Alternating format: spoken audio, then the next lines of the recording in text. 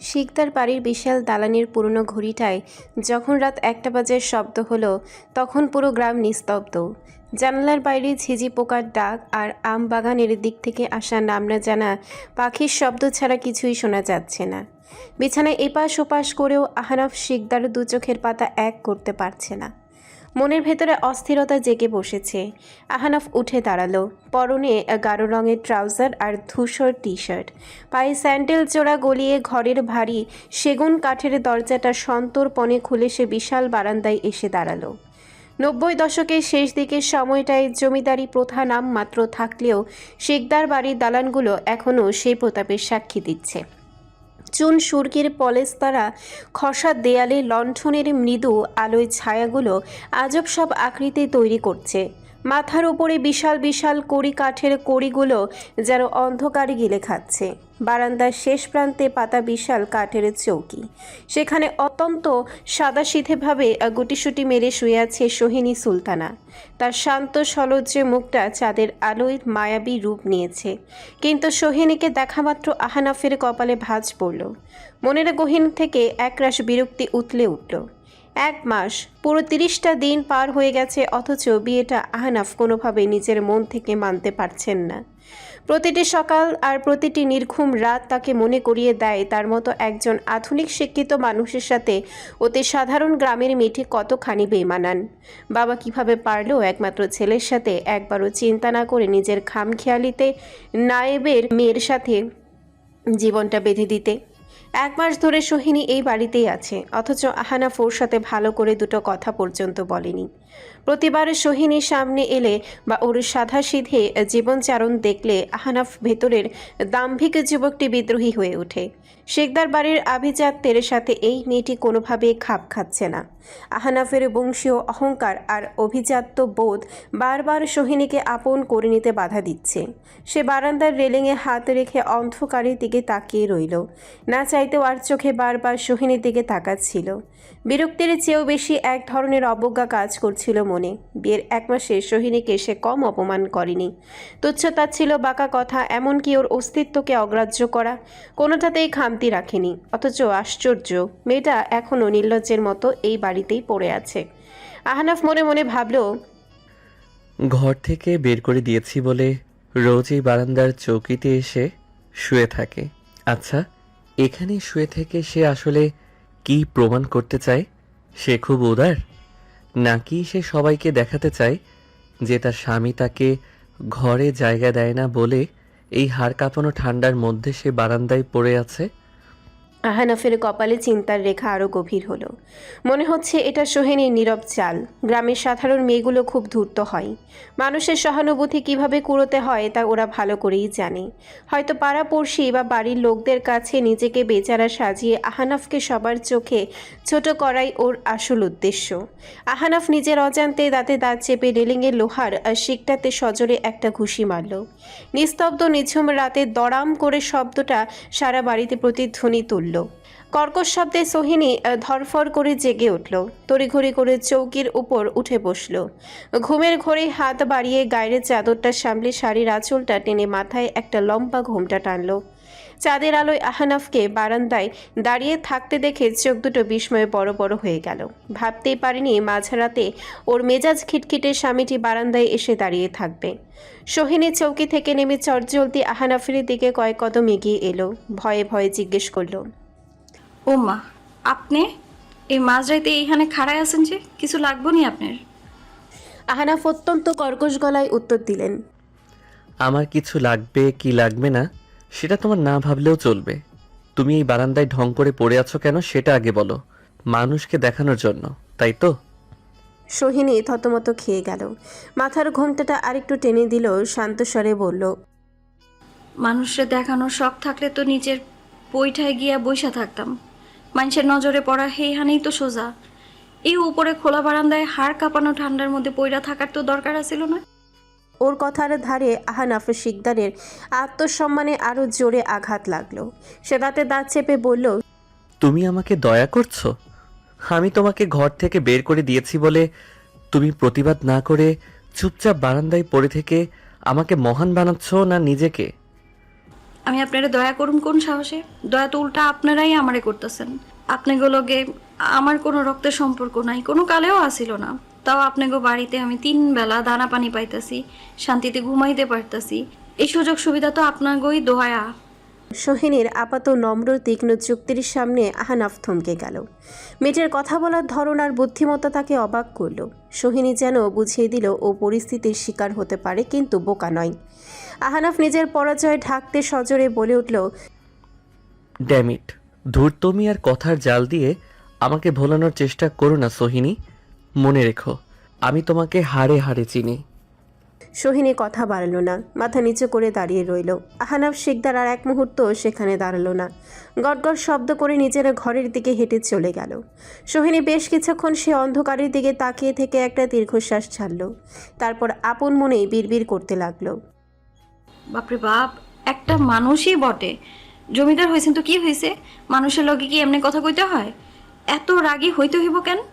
আজ পর্যন্ত এই লোকটার মুখে একটু হাসি দেখলাম না, আর না দেখলাম ভালোভাবে কথা বলতে। সব সময় নাকের ডগায় রাগ লইয়া ঘুরে।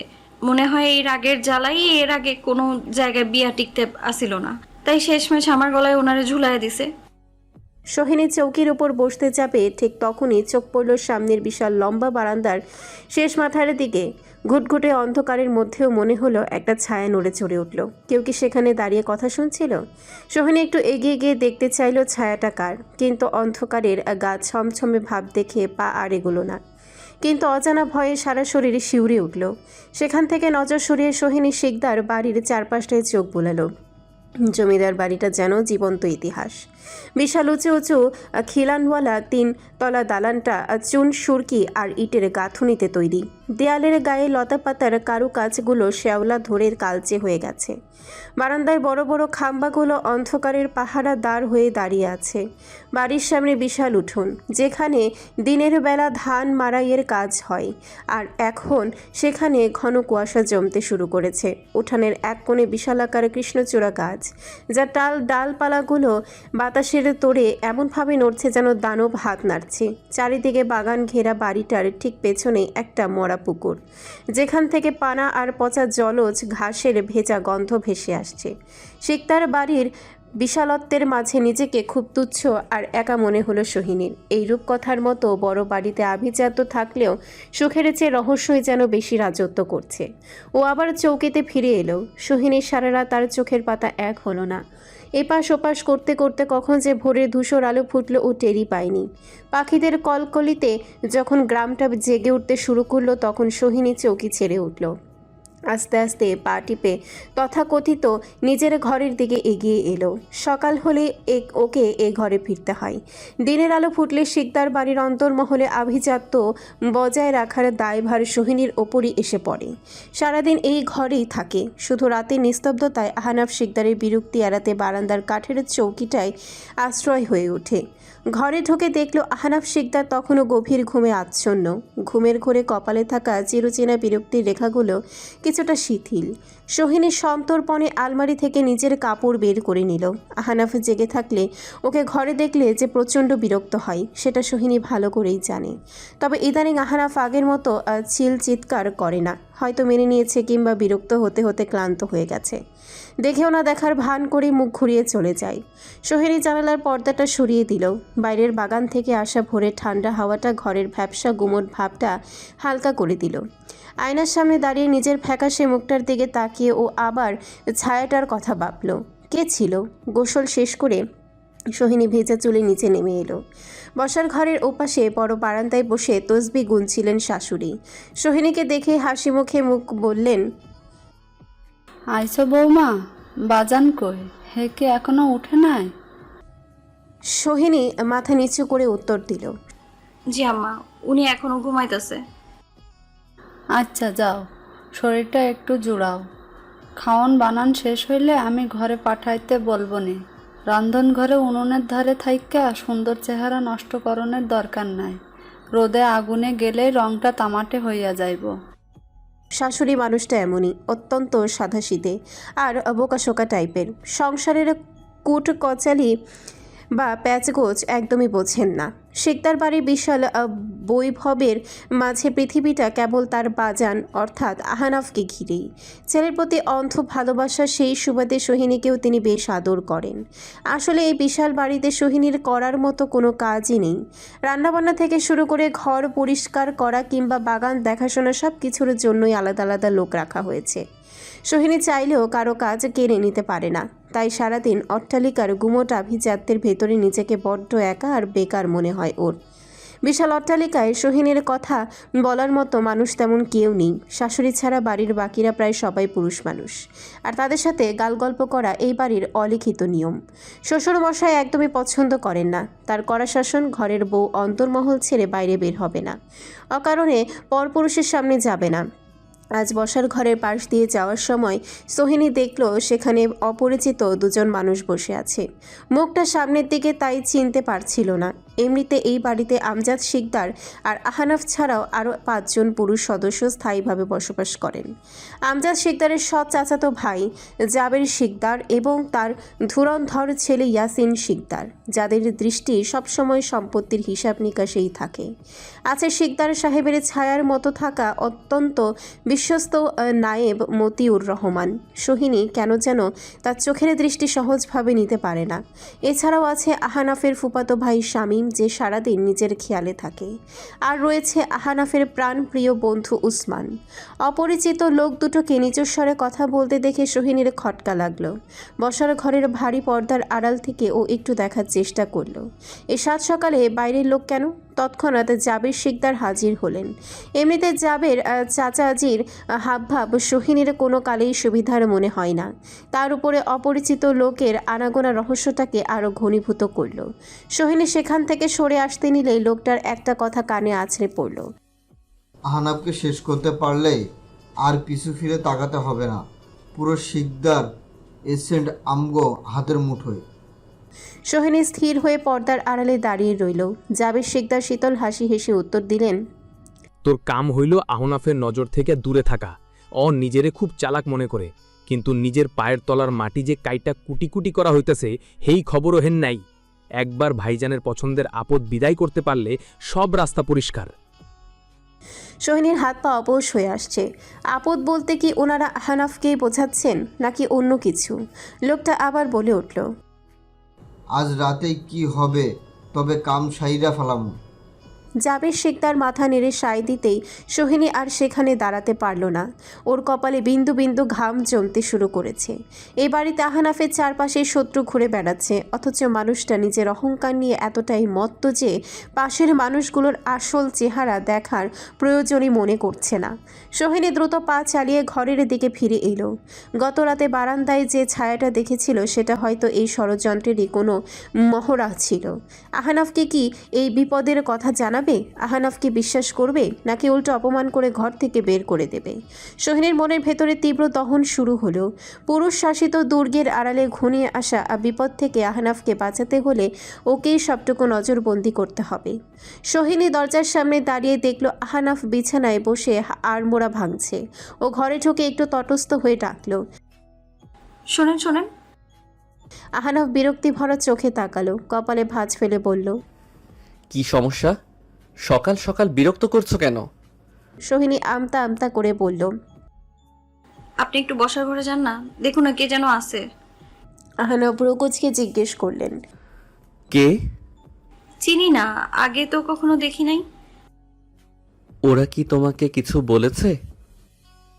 না, কিছু কয় নাই, কিন্তু তবে সমস্যাটা কোথায়? সোহিনী মাথা নেড়ে বলল। আহনাফের কণ্ঠস্বরও চড়ে গেল। সোহিনী মিনমিন করে বলল, অপরিচিত মানুষ। আহনাফ বিছানা ছেড়ে উঠে দাঁড়িয়ে ওর সামনে দাঁড়ালো, তীক্ষ্ণ স্বরে বলল, তো সবাই কি তোমার পরিচিত মানুষ হবে? কোথায় লেখা আছে যে তোমার পরিচিত মানুষ ছাড়া কেউ এই বাড়িতে আসতে পারবে না? শোনো সোহিনী, তোমাকে দয়া করে আমার ঘরে থাকার অনুমতি দিয়েছি, তার মানে এই নয় যে তুমি যখন তখন আমাকে ডিস্টার্ব করবে। কার সাথে কে কথা বলছে সেটা দেখার দায়িত্ব আমার বা বাবার, তোমার না। যাও এখন এখান থেকে, নিজের কাজ করো। সোহিনী দমে না গিয়ে দাঁড়িয়ে রইল। আহনাফের ধমক খাওয়ার পরও ওর মনের অস্বস্তিটা কাটছে না। সাহস সঞ্চয় করে আবার জিজ্ঞেস করলো, আচ্ছা, আইস কি আপনার কোথাও যাওয়ানোর কথা আছে? বাড়ি থেকে আইসকা বের হইবেন না? আহনাফ টি শার্টের হাতা ঠিক করতে করতে থেমে গেল। ফিরে তাকে অত্যন্ত তাচ্ছিল্যের সাথে বললেন, এখন কি আমার বাইরে যাওয়া আসার হিসাবও তোমাকে দিতে হবে নাকি? অধিকার ফলাচ্ছ? না, আমি তো এমনিই জিগাইলাম। সোহিনী দ্রুত মাথা নেড়ে বলল, আপনার হিমশীতল তলোয়ারের মতো ধারালো কণ্ঠস্বরে বলল, স্পর্ধা তো তোমার কম না। একটা কথা পরিষ্কার জেনে রাখো, বাবার জেদের কারণে এই বাড়িতে তোমার ঠাঁই হয়েছে ঠিকই, কিন্তু আমি তোমাকে কোনো দিন আমার স্ত্রীর জায়গাটা দেই নাই, আর কোনো দিন দেবও না। তুমি এই বাড়িতে একটা আসবাবপত্রের চেয়ে বেশি কিছু নও আমার কাছে। ভালো হবে যদি নিজের সীমানার ভেতরে থাকো। আমার বউ হওয়ার স্বপ্ন দেখার চেষ্টা করো না। তুমি তোমার মতো থাকবে, আমি আমার মতো। আমার কাজে নাক গলাতে এসো না, নইলে এই বাড়ি থেকে ঘাড় ধাক্কা দিয়ে বের করে দিতে আমি দ্বিধা করব না। সোহিনীর বুকের ভেতরটা হাহাকার করে উঠল। কিছু বলতে চেয়েও পারল না।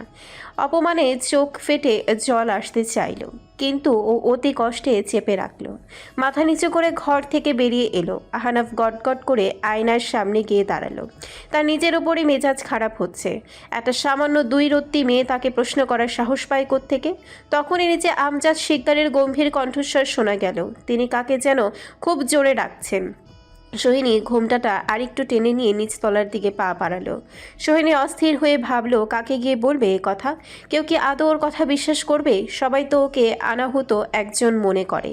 শেষমেশ উপায় না পেয়ে শাশুড়িকে একা পেয়ে কাছে গিয়ে দাঁড়ালো। ভয়ে ভয়ে জিজ্ঞেস করলো, আম্মা, বসার ঘরে একটু আগে দুজন অচেনা মানুষ দেখলাম। ওরা কারা গো? জাবের চাচাজির লগে কি জানি চুপি চুপি কথা কইতেছিল। ওগো কথাগুলা হই না, আমার কেন জানি ভালো লাগলো না। আমেনা কাজ করছিলেন। নির্বিকার ভঙ্গিতে সোহিনীর দিকে তাকিয়ে বললেন, ওরা তোমার শ্বশুরের কাছে আইছে কাম কাজের লইয়া, চইলা গেছে অনেক আগেই। কিন্তু কেন, কি হয়েছে? ওগো কথা নিয়ে তোমার এত মাথা ব্যথা কেন? সোহিনী আমতা করে বলল, কি জানি আম্মা, ওগো কথাবার্তা কেমন জানি আসিল, মনে হইতেছিল কোনো বিপদ। শাশুড়ি ওর কথা শেষ করতে না দিয়ে গম্ভীর হয়ে বললেন, আরে রাখো, জমি জমা নিয়ে তক্কাতক্কি করে। তুমি ওইদিকে আর উকিঝুঁকি মারতে যাইও না। তোমার শ্বশুর দেখলে কিন্তু খুব রাগ করব। পোলা মানুষের কথা ওরাই বুঝুক, আমাগো ওইখানে নাক না গলানোই ভালো। সোহিনী একটা দীর্ঘশ্বাস ফেলল। এই দুর্গের মতো শক্ত দেয়াল দেওয়া বাড়িতে ও একেবারেই একা। এই সহজ সরল মানুষটাও বুঝতে পারছেন না যে তার নিজের সন্তানের প্রাণনাশের চক্রান্ত চলছে বাড়ির ভেতরেই। ওরা যে বলল আজ রাতে কাজ সেরে ফেলবে, কিসের কাজ, কিসের চক্রান্ত চলছে এই বাড়িতে? সবাই যখন গভীর ঘুমে তলিয়ে যাবে তখনই সুযোগ নেবে ওই হায়নারা। ঠিক আছে, সোহিনী ঘুমাবে না। সারা রাতে জেগে পাহারা দেবে স্বামীকে। বাড়ির কেউ ওকে বিশ্বাস না করুক তাতে কিছু যায় আসে না। যার উপরে নিজের জীবন সঁপে দিয়েছে সেই মানুষটা চরম ঘৃণা করলেও সোহিনী তাকে মরতে দেবে না। ভাবনা মতো সোহিনী তাই করল। রাত গভীর হওয়ার সাথে সাথে শিকদার বাড়িতে নিস্তব্ধতা নেমে এলো। আহনাফ যথারীতি ঘরে ঢুকে দরজা লাগিয়ে দিয়েছে। সোহিনী বারান্দার সেই কাঠের চৌকিটাতে গুটিসুটি মেরে শুয়ে থাকার ভান করলো ঠিকই, কিন্তু দু চোখ সজাগ। জানালার ফাঁক দিয়ে বারান্দার প্রতিটি খুঁটি, অন্ধকারের প্রতিটি কোণ ও তীক্ষ্ণ দৃষ্টিতে পর্যবেক্ষণ করতে লাগলো। এমনকি গাছের পাতা নড়াচড়াতেও চমকে উঠেছিল। আশ্চর্যের বিষয় হলো সারা রাত কেটে গেল কিন্তু সন্দেহজনক কিছুই হলো না। কোনো রহস্যময় ছায়া দেখা গেল না, এমনকি ফিসফিসানির শব্দ কানে এলো না। ভোরের হালকা আলো ফুটতেই সোহিনী বুক ভরে শ্বাস নিয়ে মনে মনে বলল, তবে কি কাল ওরা অন্য কিছুর কথা বলছিল? আমি কি মিছিমিছি ভয় পেলাম? সারা রাতের ক্লান্তি নিয়ে ভোরের দিকে ওর চোখে ঘুম জড়িয়ে এলো, কিন্তু সে স্বস্তি বেশিক্ষণ স্থায়ী হলো না। দুপুর গড়াতে শিকদার বাড়িতে চরম বিশৃঙ্খলা আর কান্নাকাটির শব্দ শোনা গেল। সোহিনী দ্রুত নিচে নেমে দেখল পুরো বাড়ির লোকজনের সয়লাভ। আমজাদ শিকদার মাথায় হাত দিয়ে বসার ঘরে বসে আছেন। একটু পরে আসলো খবরটা কানে এলো। গত রাতে শিকদার এসেস্টের প্রধান গুদাম ঘর, যেখানে এই মৌসুমে আহনাফ শিকদার নিজের ব্যক্তিগত তত্ত্বাবধানে কয়েক হাজার মণ ধান আর পাট মজুত করেছিল, সেখানে আগুন ধরিয়ে দেওয়া হয়েছে। ধান পাটগুলো শুধু আহনাফ শিকদারের ছিল না, বরং গ্রামের শত শত ভূমিহীন চাষি তাদের সারা বছরের কষ্টার্জিত ফসল গুদামে তুলে দিয়েছিল বর্গা হিসেবে। উঠোনের মাঝখানে বয়স্ক একজন চাষি টুকরে কেঁদে উঠে বলল, ও ছোট কর্তা, আমগো কি হইব? সারা বছর খাটনি এক রাইতেই ছাই হইয়া গেল। এখন আমরা পোলাপান লইয়া কি খামু? আহনাফ বারান্দার রেলিংটা শক্ত করে ধরে দাঁড়িয়ে রইল। তার ফর্সা হাত দুটো রাগে আর উত্তেজনায় সাদা হয়ে গেছে। চাষিদের আর্তনাদ আর হাহাকার তার বুকের ভেতরটা দুমড়ে মুচড়ে দিচ্ছে, কিন্তু তার স্বভাবসুলভ ভঙ্গি তাকে সবার সামনে ভেঙে পড়তে দিচ্ছে না। সে বরাবরই আত্মবিশ্বাসী যুবক, যার কাছে সব সমস্যার সমাধান ছিল হিসাব আর যুক্তিতে। আজ সে নিজেই বিরাট শূন্যতার সামনে দাঁড়িয়ে। গ্রামের লোকজন তাকে ঘিরে ধরল। ভিড়ের ভেতর থেকে একজন চেঁচিয়ে বলল, ছোট কর্তা তো শহরে থাইকা আরামায়েশ করেছে, আমগো ফসলের মায়া তার কই?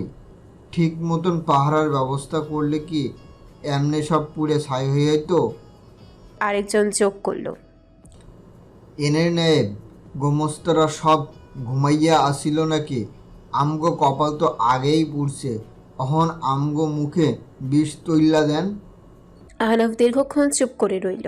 তার নীরবতা চাষিদের আরও খেপিয়ে তুলল। অবশেষে সে গম্ভীর গলায় বলল, সবাই শান্ত হন। যার যা ক্ষতি হয়েছে আমি সব কিছুর ক্ষতিপূরণ দেব। এস্টেট থেকে আপনাদের পাওনা মিটিয়ে দেওয়া হবে।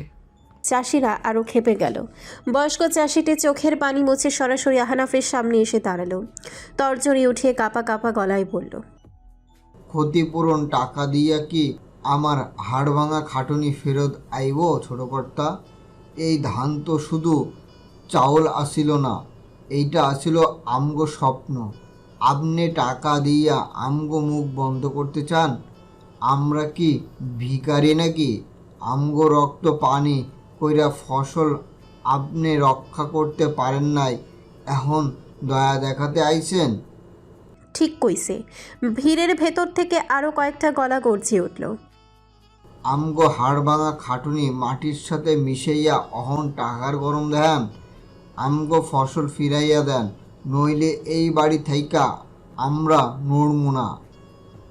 আহনাফ স্তম্ভিত হয়ে গেল। সে তো ভালোই করতে চেয়েছিল, অথচ মানুষগুলো তার টাকা চায় না, চায় তাদের পরিশ্রমের মর্যাদা। আহনাফ শিকদার কথা না বাড়িয়ে গটগট করে ভেতরে ঢুকে গেল। তার পেছনে তখনও চাষিদের উচ্চবাচ্য আর অভিশাপ শোনা যাচ্ছে। ঘরে ঢোকার পথে সোহিনীর সাথে তার মুখোমুখি দেখা হলো।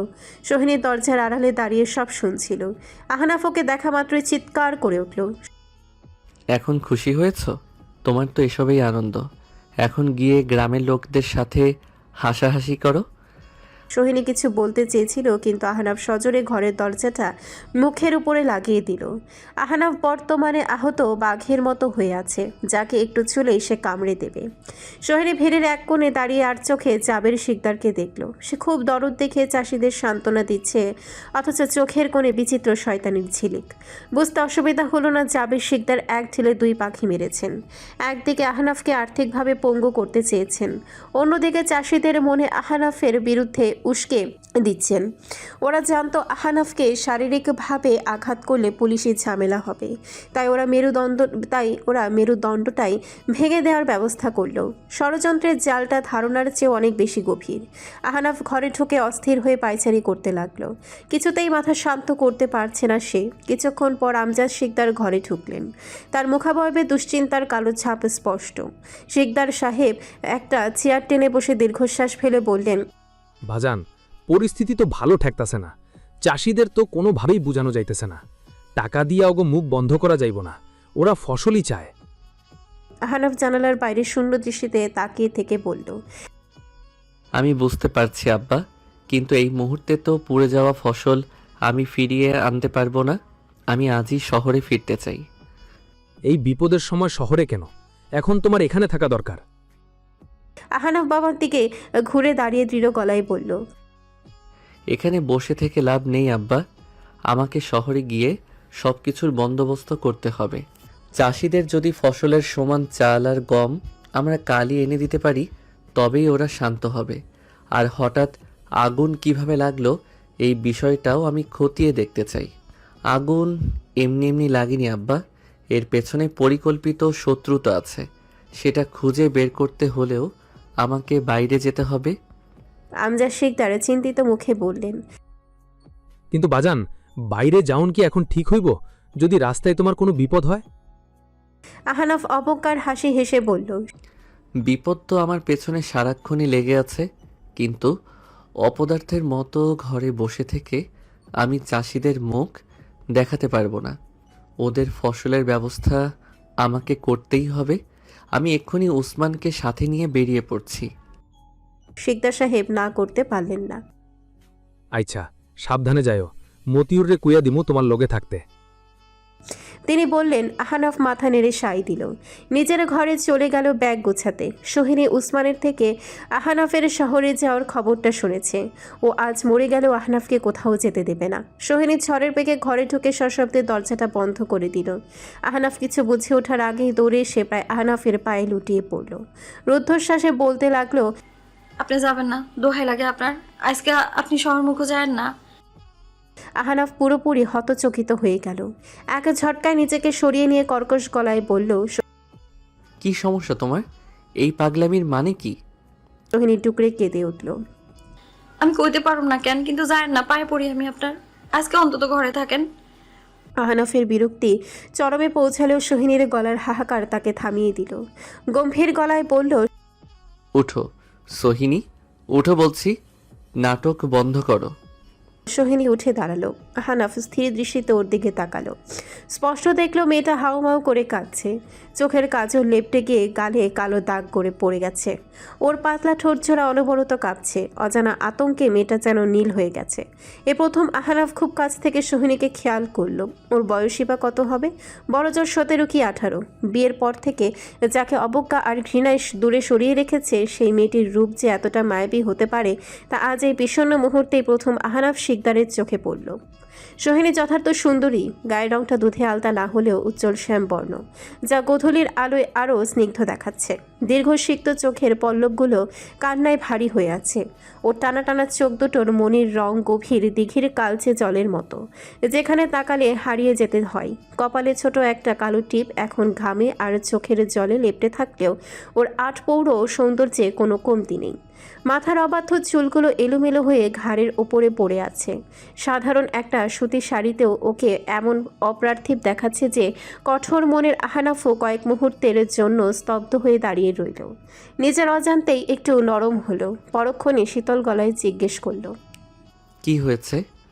সোহিনী হাতের উল্টো পিঠে চোখের পানি মুছে ধরা গলায় বলল, আপনি তো আমারে বউ বলে মানেন না, আর কোনোদিনও মানবেন না। এটা নিজের মুখেই কইছেন। বিশ্বাস করেন, আমি এই নিয়ে কোনোদিন আপনার কাছে অভিযোগ করবো না। এই বাড়িতে আপনার আসবাবপত্র হয়েই পড়ে থাকবো। কিন্তু আজকের লাগিয়া আমার একটা কথা রাখেন। আপনি ঘরের বাইরে যান না। বাইরে অনেক বিপদ উৎপাত আছে। আমার কথা রাখার বিনিময়ে আপনি যা চাইবেন আমি তাই দিমু। তাও আপনি কথা রাখেন আমার। আহনাফের ঠোঁটের কোণে এক ছিলতে বাঁকা হাসি ফুটে উঠল।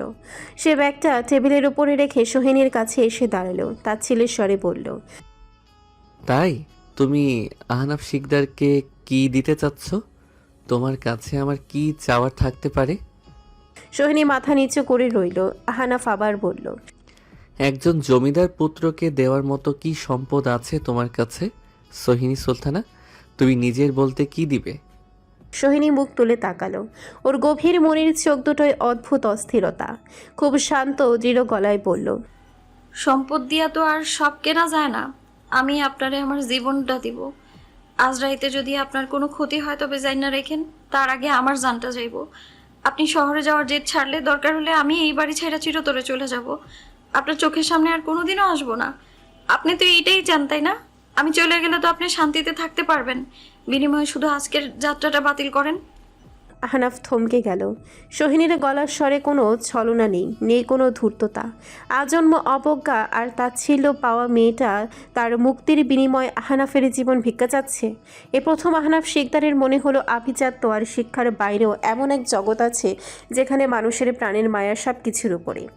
আহনাফ উত্তর দিল না। জানালার বাইরে অন্ধকার আরও ঘনীভূত হচ্ছে।